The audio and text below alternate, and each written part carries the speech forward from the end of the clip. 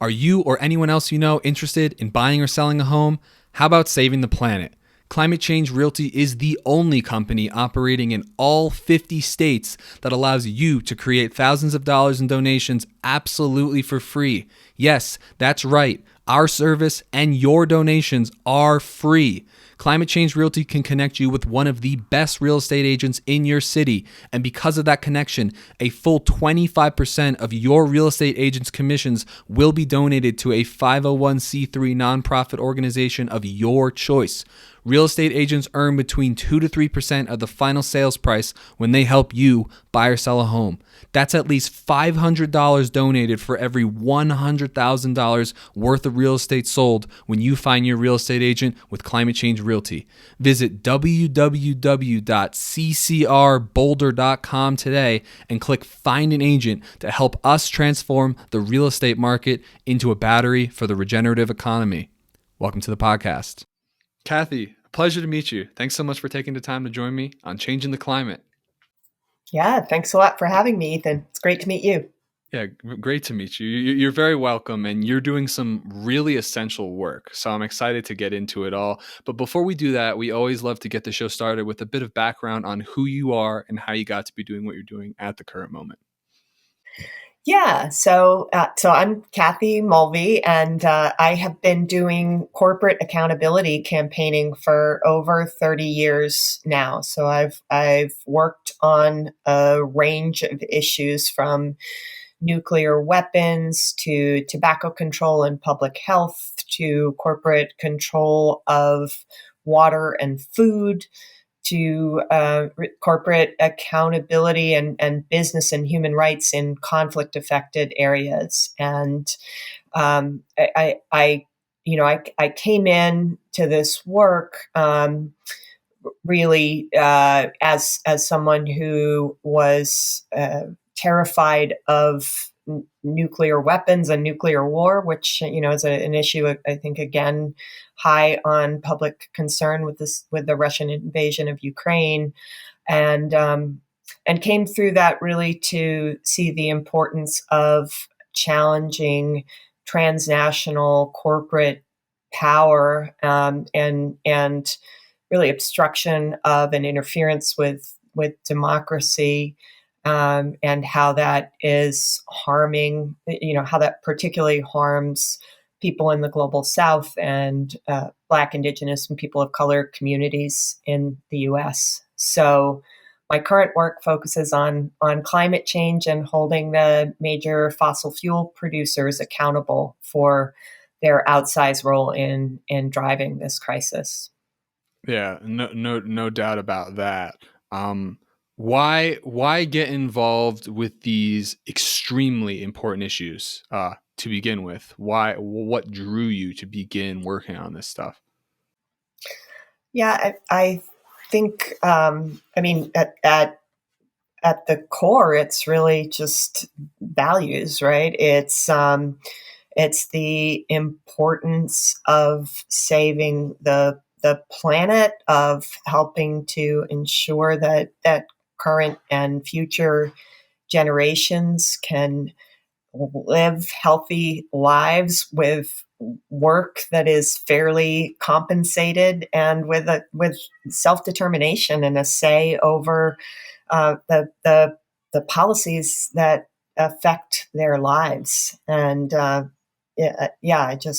been really privileged to be able to do this work as my paid work, and as a volunteer. But there's so many people out there who are really doing critically important work to protect their communities, to organize in their workplaces, and having to do something else to really put food on the table for their families and ensure that they have health care. So yeah, it's been amazing to have the opportunity to be in organizations that advocacy organizations that benefit from the support of thousands of members around the U.S.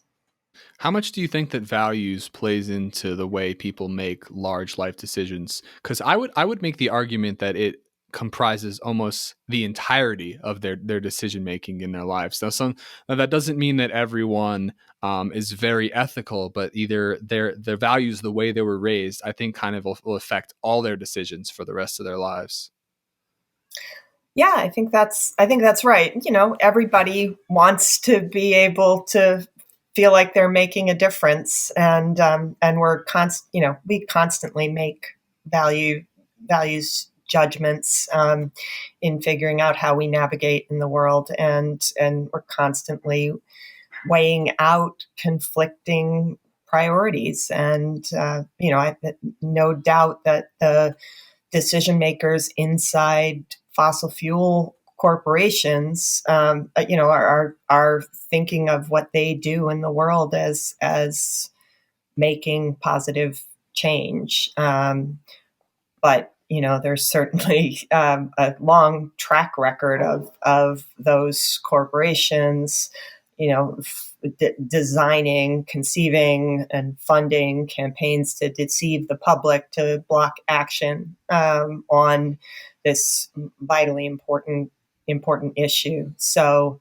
um, yeah, I think there is a values conflict there. Yeah, and you wonder if they're just used to deception from their childhood, and it's just the way of life that they see it. Very curious topic to get into. I'm wondering what your work was like at EIRS Conflict and Risk Network of Institutional Investors when it comes to speaking people who are looking to make returns and put their capital in good places. Yeah, so it's pronounced Iris, Iris. and Conflict Risk Network. And Conflict Risk Network actually was a network of institutional investors um, that developed in response to the genocide in Darfur, Sudan, and investors looking to really avoid complicity in genocide and mass atrocities. And so, it's an interesting issue for anyone who has the good fortune to have retirement savings, which so many people in this country don't.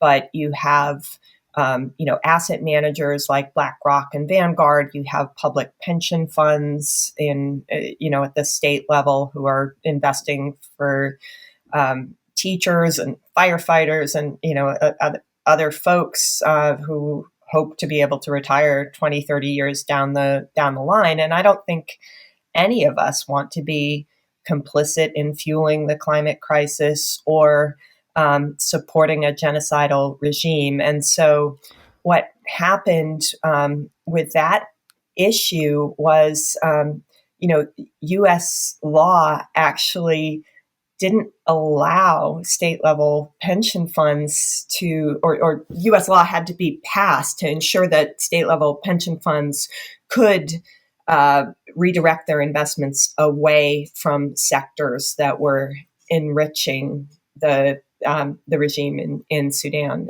of Omar al-Bashir. And so this law passed, and then at the height of the movement, 28 states then were able to pass targeted divestment laws that said, look, we don't want to be investing in companies that are in the weapons sector, military, of course, but also oil, also large scale mining operations, and also power generation, because most people in Sudan were not accessing electricity that was being generated. It was fueling the war machine, and so that so those laws then the institutional investors needed quality research to identify which companies were exposed in Sudan and operating in those sectors. And of course, U.S. sanctions meant that U.S. based companies were not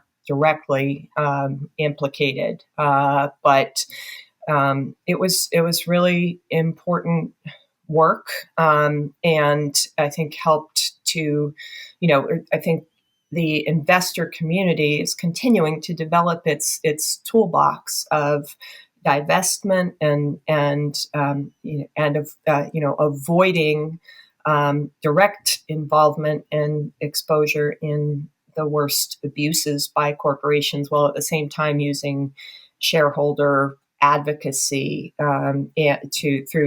through shareholder proposals and direct engagement of decision makers to really push companies to take into consideration the impact of their policies and practices on human rights, public health, and the environment.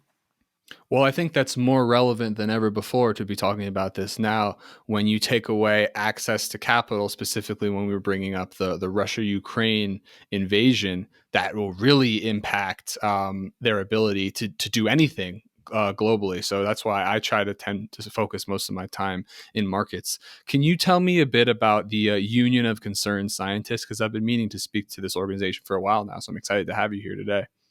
Yeah, it's great to be here. So we are a U.S. based, science based advocacy organization. We work on a range of issues from climate and energy to clean transportation to scientific integrity in democratic decision making, food and environment, and the and global security issues. The organization has been around for more than 50 years, and we have a over 500,000 supporters, mostly in the U.S., and a network of 22,000 scientists and other experts who really bring their particular scientific expertise to into consideration on decision making on that range of issues.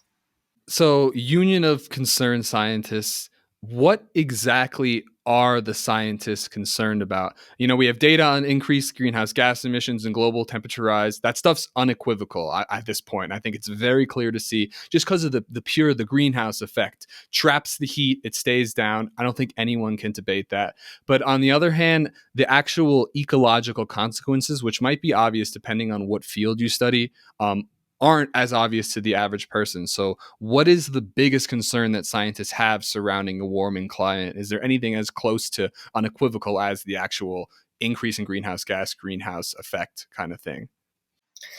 Yeah, I mean, there is really no doubt that we're facing a climate crisis at this point, and that we need to make swift and deep reductions in emissions, and of course, fossil fuels and the fossil fuel industry have been driving this crisis for some time. So, I think many people are really feeling the effects of climate change in their daily lives now, with extreme storms, with extreme heat and wildfires. So it's just becoming apparent to us that the actions that have been delayed now for too long, are are making it even more imperative. Yeah, and if we had moved in the direction that science showed us was necessary decades ago, the challenges wouldn't be so steep at this point. So, the work that I lead is a campaign to hold fossil fuel companies, ExxonMobil, Chevron, BP, Shell in particular, accountable for their role in the climate crisis. And the science underlying this work is twofold. One is the work that that our organization has been doing for more than a decade now to to expose and counter efforts by the fossil fuel companies and their surrogates to spread disinformation about climate science and policy.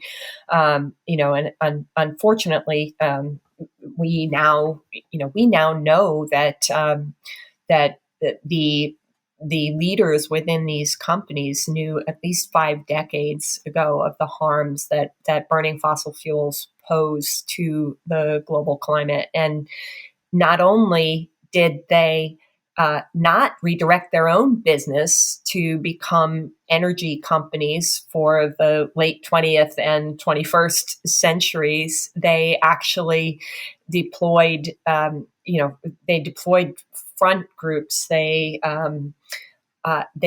sought to hire scientists to spread the disinformation and deception. They brought in their trade associations and lobbyists to block climate action that's so necessary. I mean, particularly in the U.S., you see a real disconnect between what these companies know and what they claim to support, and where they're actually spending their political contributions and lobbying.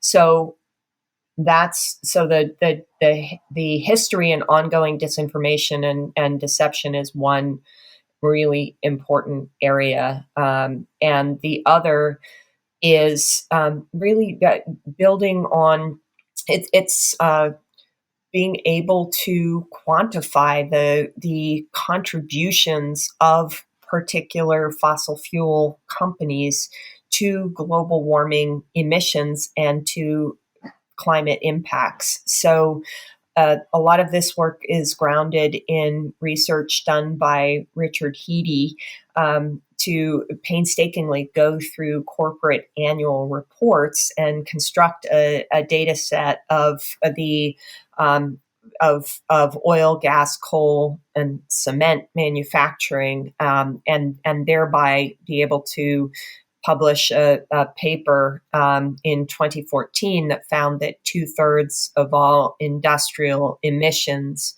since the start of the Industrial Revolution can be traced to just 90 investor and state-owned entities.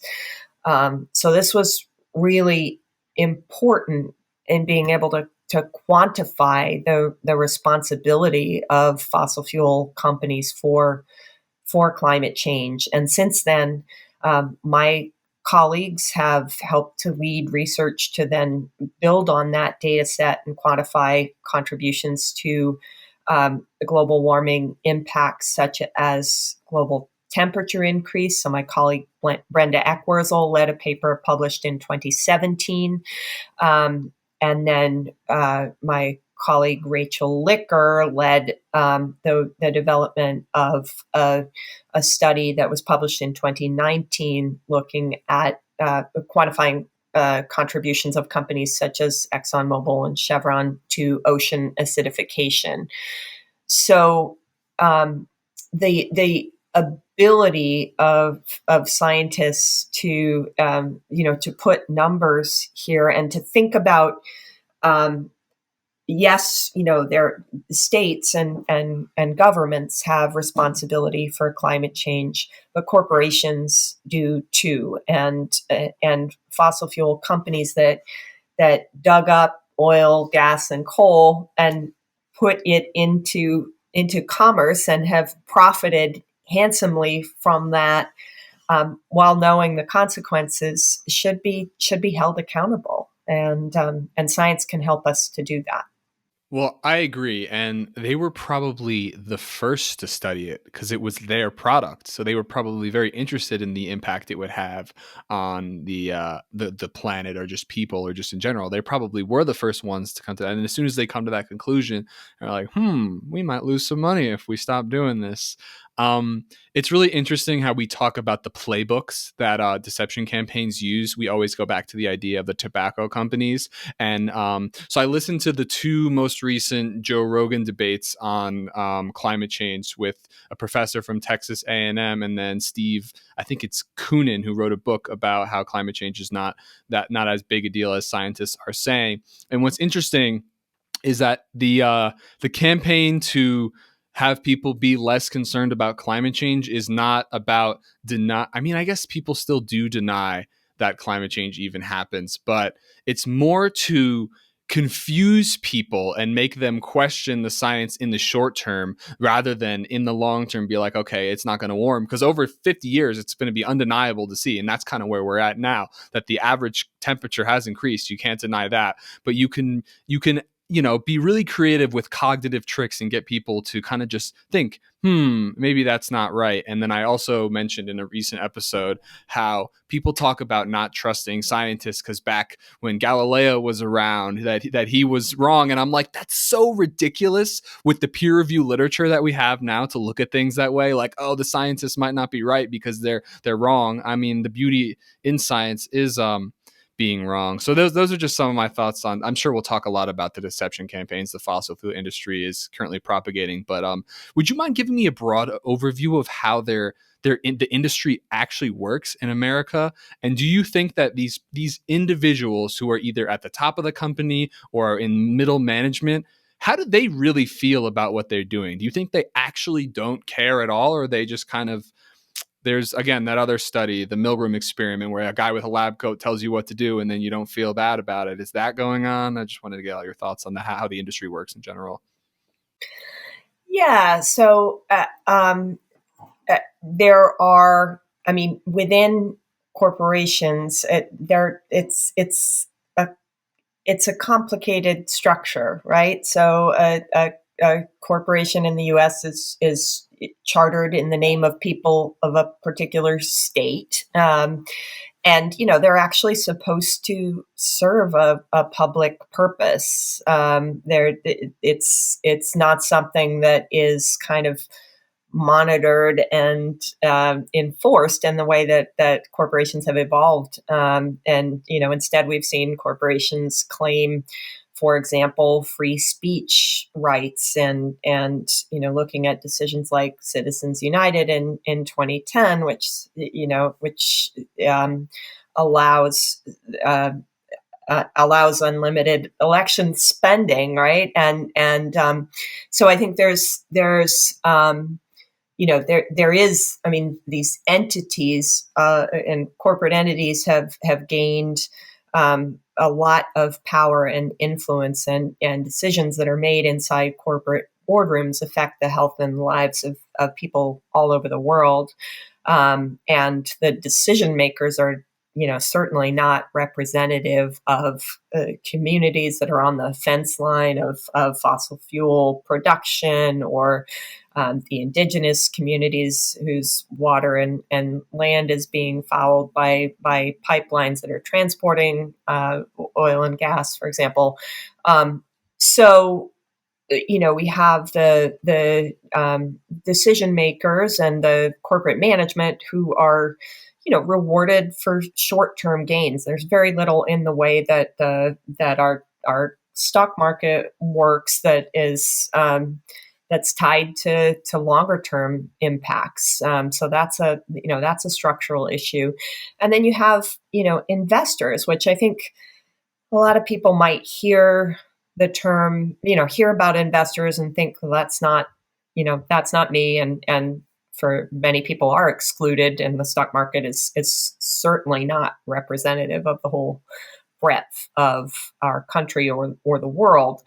And at the same time, people who are who are fortunate enough to have some retirement savings put away do have a stake in decisions that are made by these companies. And so the interests of, for example, public pension funds are much more long term, really, than those of the CEOs of the company. And so I think it's important. I mean, as a corporate accountability campaigner, I've thought a lot over the years about both individuals who are in those boardrooms making those decisions, and both the executives who want to be seen in their communities as responsible business leaders, and are often really insulated from the impacts of the decisions that they make. And so how we bring those impacts home to them in ways that will change how they think about how they think about issues like climate change is really important. And at the same time, really thinking about, and I think we've seen a real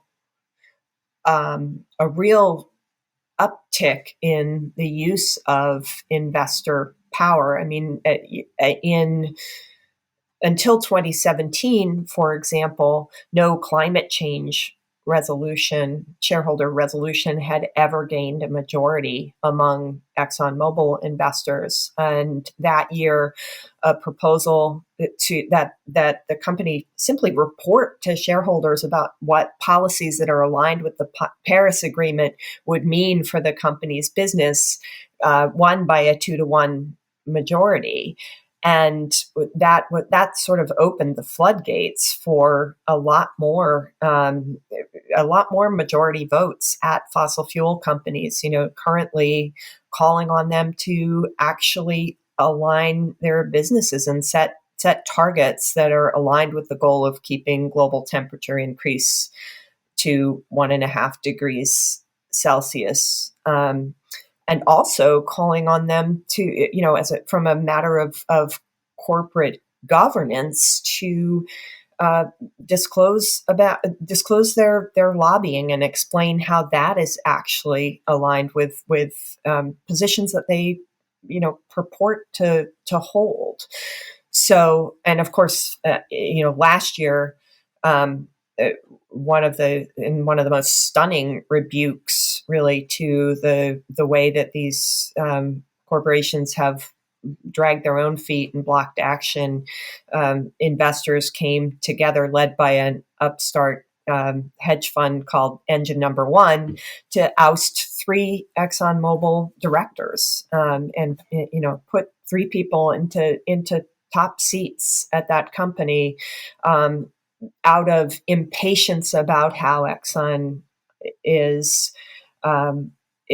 positioning itself for the energy transition. That's a very interesting idea, because there's no doubt that the money moves the decisions, and if you can get the money to be in favor of helping the people, I mean that's kind of what my whole business is about. It's about getting money into the hands of people who are going to do the good work, or if you can take the people who have the money and put them in the position to do the good work, that'll work the same way. Um, One thing I did want to say is if you're running a giant multinational corporation, it is impossible for you to understand the effects of what your business is doing on the entire planet, or on the, not the whole planet, on the local communities that are being impacted by your decisions, because at the end of the day, at the top of the company, you are looking at everything as numbers, as revenues, as profits, as potential for growth. And I mean, our human brain is wired to live in communities of 150 people. I talk about this all the time. There's no way for them to understand what it's like on the ground level.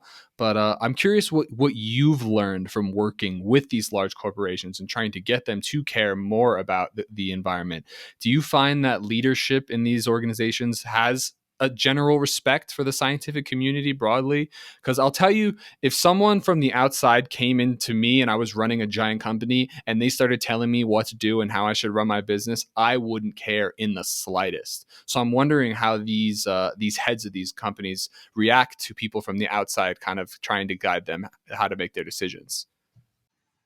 Yeah, well, I think that is more. They have been pushed into a position of paying lip service um, to the to the Paris Climate Agreement, to the importance of achieving globally net zero emissions by 2050. So, ensuring that we are to stabilize the climate, and keep temperature increase to 1.5 degrees above pre-industrial levels. That's what science says is necessary. So I would say they've been, dragged into publicly accepting the science, and science that we now know their executives were advised about decades ago, right? I mean, I think especially the American Petroleum Institute and its members knew by the mid '60s, and that includes all of these major oil and gas companies, and of course, Exxon's own scientists were saying that a transition would be needed from fossil fuels. From fossil fuels as our energy supply in the late '70s and '80s. Um, so the real challenge at this point is pressing the companies, the decision makers within the companies and the companies themselves to back up their words with meaningful actions. And I think that's where we still see a disconnect. So, as one key example, and you may have heard back in January that ExxonMobil pledged, made a net zero pledge and was late to that party. Most of the European oil and gas companies have pledged to achieve net zero by 2050, a couple years ago. But ExxonMobil's pledge only relates to its operational emissions. And for most oil and gas companies, 80 to 90% of their emissions, and in Exxon's case, about 85%, come from burning their oil and gas products exactly as the company intends them to be used. So by consumers, but this sort of, I mean, it's akin to a tobacco company saying, yeah, we made those cigarettes and sold them, but we didn't know people were going to smoke them. That's on them. So the right. So the refusal to take full responsibility for the impacts of their products that goes against the science. And similarly, the misalignment of how they lobby and how they communicate in public. If you are on social media or getting advertisements on television, you would be it would be reasonable for you to think that ExxonMobil or Chevron was a renewable energy company based on what they project to the world. But the reality is, as of 2020, the International Energy Agency looked at investments by the oil and gas companies into low carbon versus oil and gas, and it was across the board about 1%. And there have been some increases since then, but it's still a drop in the bucket that these companies are actually putting into the low carbon future.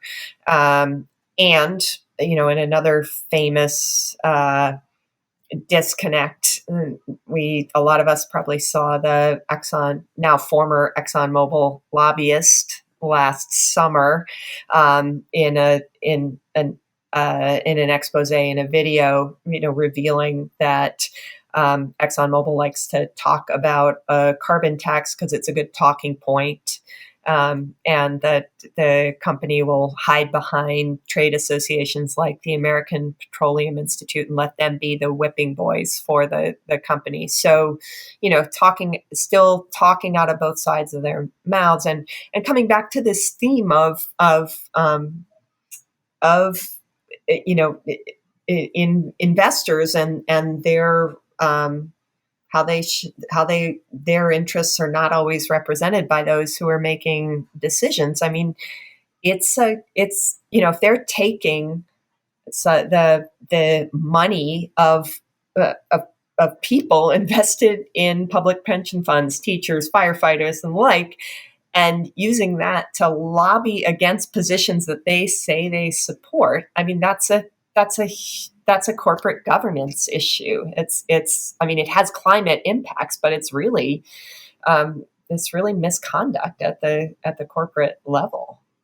Well, it's obvious. Someone like a company like Exxon, they're gonna go under. I mean, because if they really don't care, obviously, and if they don't begin to see themselves or not, they're gonna go under. If they don't see themselves as in the energy industry, if they only see themselves as in the oil and gas industry, it's like seeing yourself in the horse industry rather than seeing yourself in the transportation industry. If you don't have the vision to be able to see that the market's going to change and consumers are going to want different things, I can tell you right now, my age demographic, we do not care about oil or gas. Like, we don't need a gas powered house or vehicle. We want a nice place to live that doesn't destroy the planet. So they won't last if they can't innovate, and that's just a typical business thing. I'm wondering how you specifically work with corporations to encourage accountability to these, really lofty emissions reduction goals that we have to stay below 1.5 degrees of warming. Yeah, so a big part of sorry about that.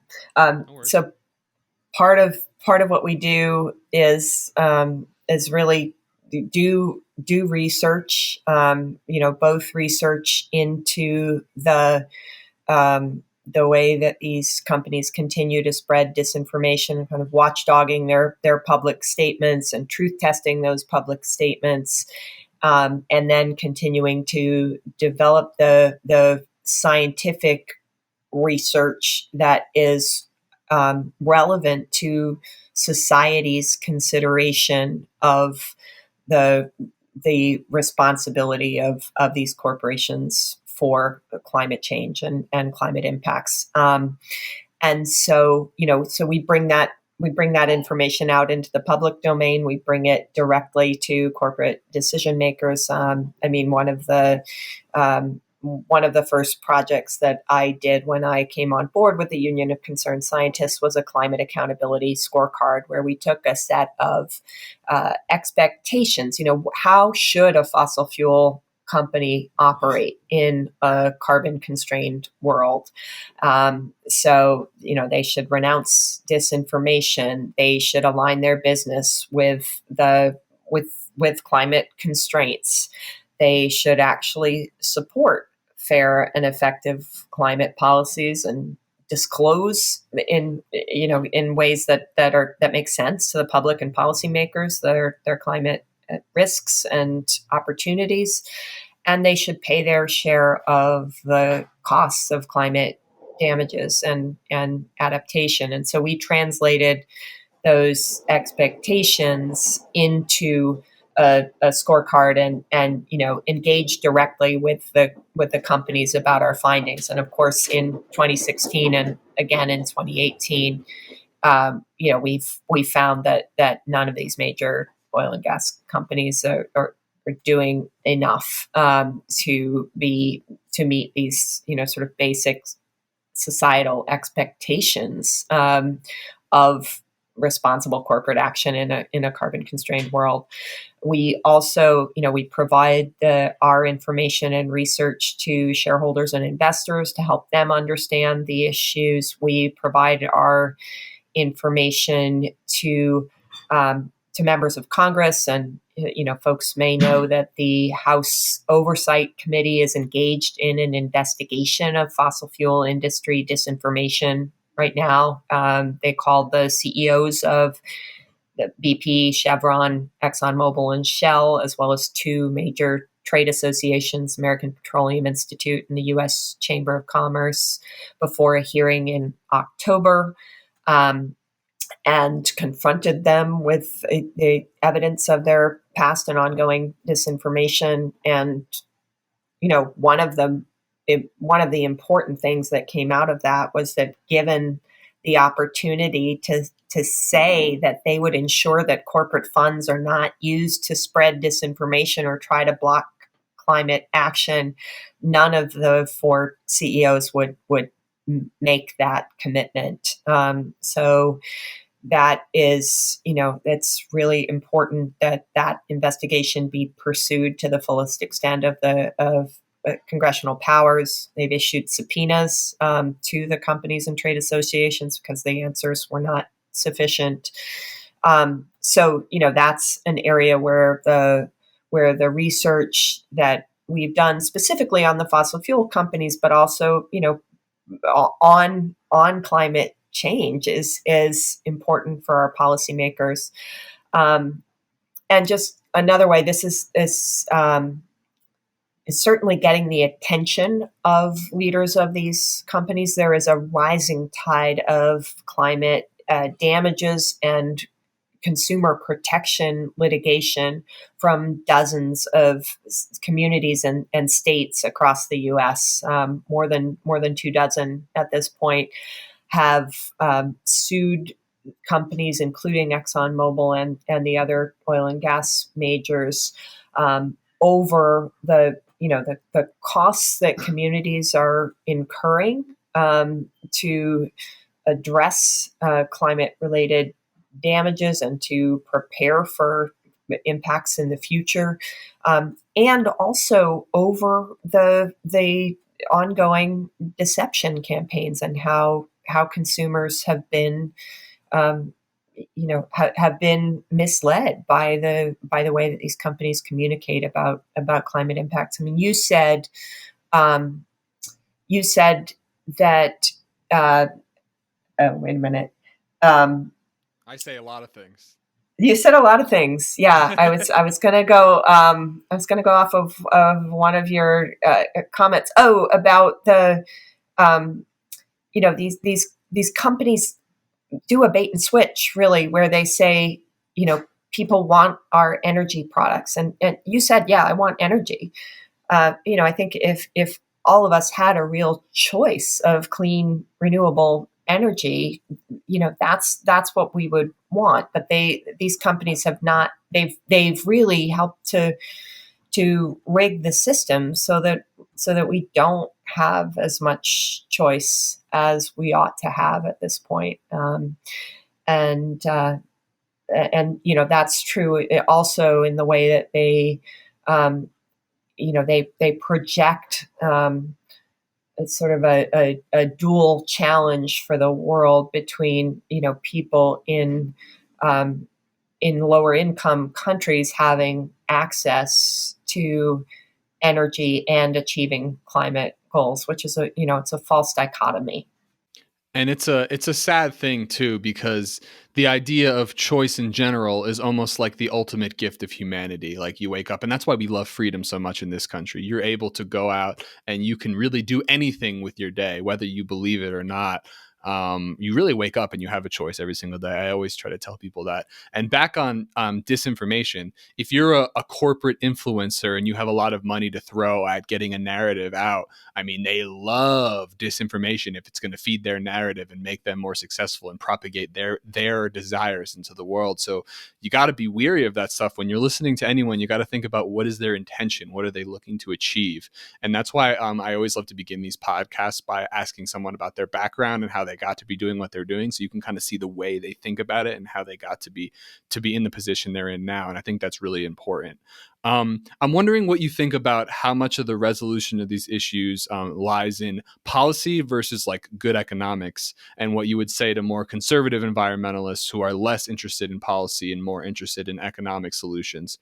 And then me personally, of course, I'm a huge advocate of Citizen Climate Lobby's proposal, which is a nonpartisan policy. It's basically the only piece of policy I really ever talk about on this show, because it's vested in, or it's based on economics. It's to put a price on a currently unpriced externality of carbon. I just wanted to chat with you about this.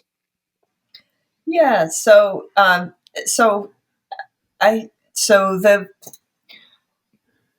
We certainly need public policies on climate and clean energy, and the Biden administration's pledge to cut U.S. emissions by 50 to 52% by 2030, and in line with helping to limit the worst effects of climate change, was backed by the Build Back Better proposal that includes a number of the key policies. I think what we're seeing is entities like the U.S. Chamber of Commerce continuing to oppose the measures that are necessary, and um, so removing the fossil fuel companies and their surrogates, their representatives, as an obstacle to climate and energy policy is a key step that we need to take, and that's why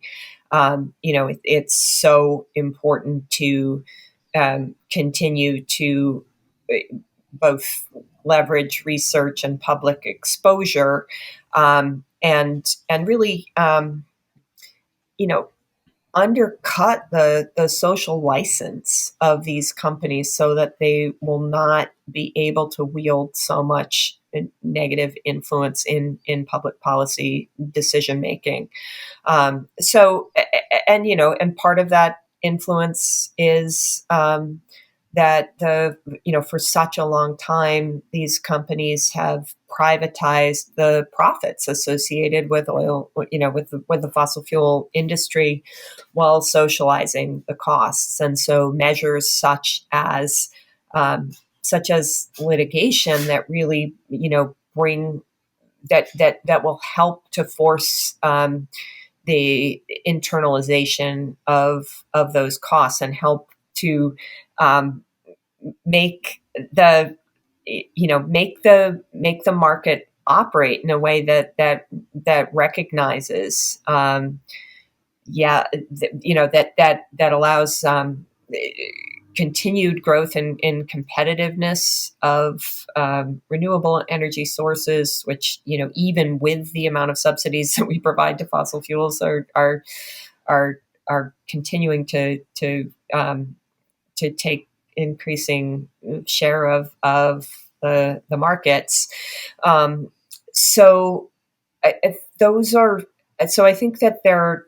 I mean, it's really we got to do all of it at this point. Right. And unfortunately, for too long, the best policies haven't really had a chance to advance because of the disinformation, deception, and obstruction by this industry that has seen itself as a fossil fuel industry as opposed to an energy industry. Um, Yeah, that's a good point to make. And one thing I want to say, I was trying to look up the actual numbers, but I'll just make it up off the top of my head. Like, for example, it'll be pretty close. Like in 2020, fossil fuel companies spent $86 million lobbying the government. If everyone or if like a really small percentage of people sold their house with climate change realty, we could donate $90 million to support citizens' climate lobby to lobby for reasonable climate policy. It was like really small numbers. I think it was like 1/10 of 1% of home buyers could generate $90 million just through my model, and that's one example. So I was one when you said we need to remove the barriers that the fossil fuel companies are creating or remove them from it. I'm like, do we really even need to remove them, or do we need to become bigger than them? Because it's like, do we need to have a policy or a system that comes in and pokes them and pulls them out, or can you become the big kid on the block and be like, hey, I'm the solar companies, like we run stuff now, which could then lead to issues of its own. So those are just some of my thoughts on that. Would you mind telling me about some of the bigger events that you think are happening in the climate space in 2022? What kind of campaigns are going on to continue to push this saving the planet necessary actions forward? Yeah, I mean, I'm definitely inspired by the youth and indigenous-led climate movement, and people out there who are taking it to the streets. Increasing pressure on, for example, the banks that finance fossil fuel JP Morgan expansion. Chase. Yeah. So I know there's stepped up efforts in that arena.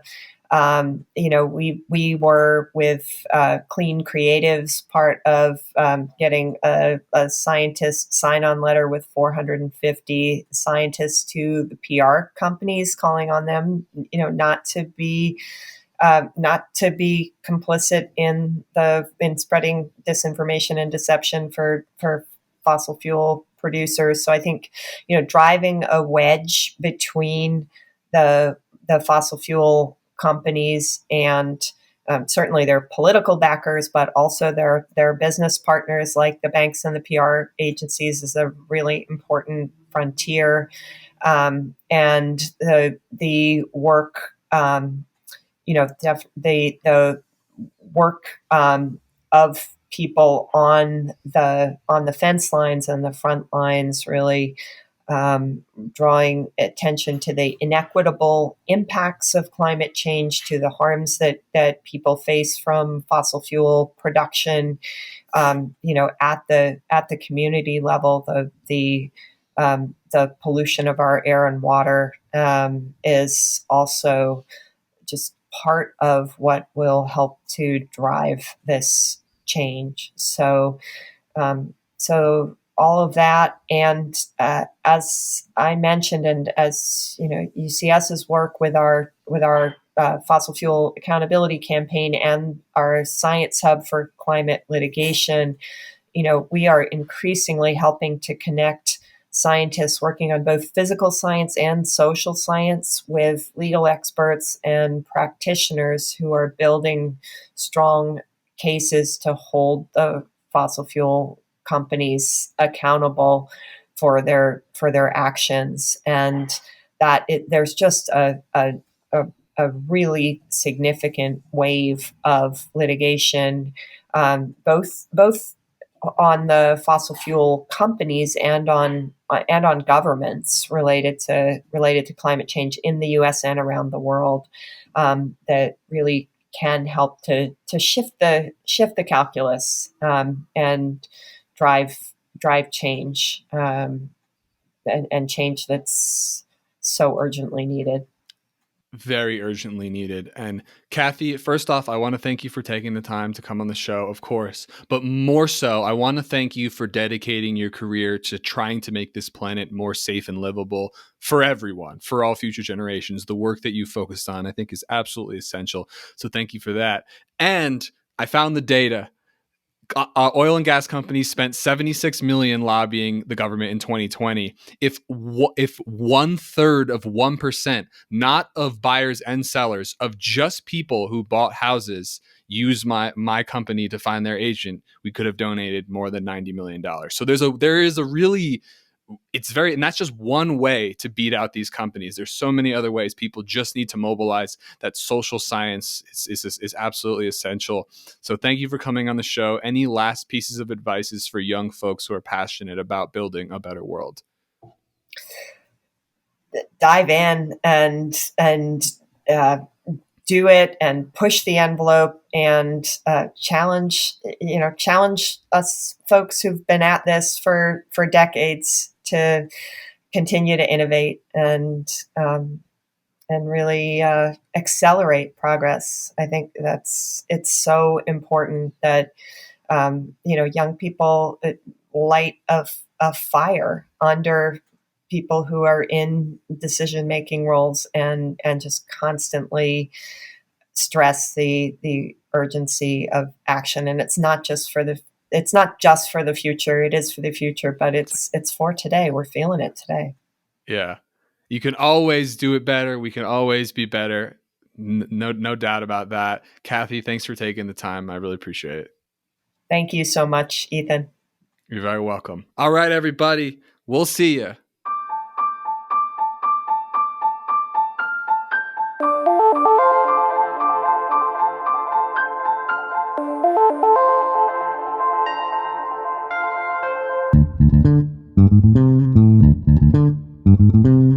So if you or anyone else you know is looking to buy or sell a home anywhere in the USA and would like to create thousands of dollars in donations without any cost out of pocket, please visit ccrboulder.com today.